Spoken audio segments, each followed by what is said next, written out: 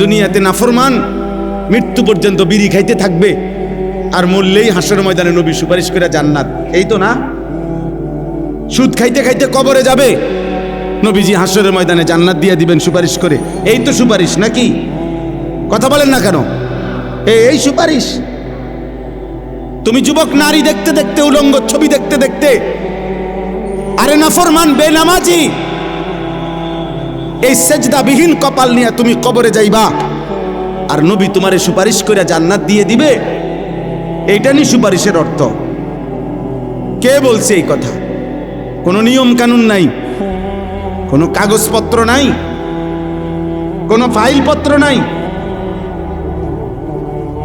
আহা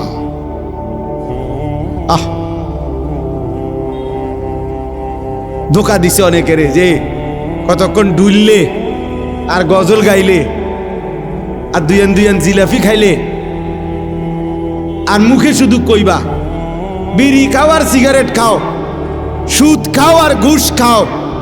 বেড়ি তোমার পর্দা করুক বা না করুক, হালাল হারাম মানো আর না মানো, শুধু কইবা নবীরে ভালোবাসি। এটা মুখে কইলে সারব, এটা মুখে কইবা, শুধু এটা মুখে শুধু বলবা, গুনাহ ছাড়তে হবে না, বন্দেগী করতে হবে না, এমনি এমনি সুপারিশ হয়ে যাবে। সুপারিশের মানে এই হাউজে কাউসারের পানি, আপনি সাপকলের পানি আপনি সিপ দিবেন আর পানি পড়ে যাব। এটার জন্য কোনো কাগজপত্র দেখাইতে হবে না, এটার জন্য কোনো আমলনামা দেখাইতে হবে না। তাহলে এই জন্য একটা ছেলেকে বললাম, একজন বাবাকে বললাম, যারা ফজরের নামাজ, আমার শায়েখ, আমার হুজুর, আমার উস্তাদ, আমার মুরব্বী বলছেন, আমি এই জন্য ওই কথার তাকিদ করলাম। ফজরের নামাজ মুমিনের নামাজ।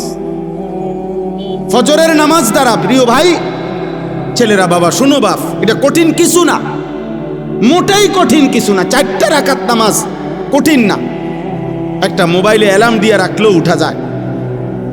আবার ঘুমাও ফজরের পরে, লাগলে তোমার ঘুম বাকি থাকলে তুমি আবার ঘুমাইও। ফজরের নামাজ পড়ার চেষ্টা না করলে, বিশ্বাস করেন এটা জরুরি বিষয়, এটা জরুরি বিষয়।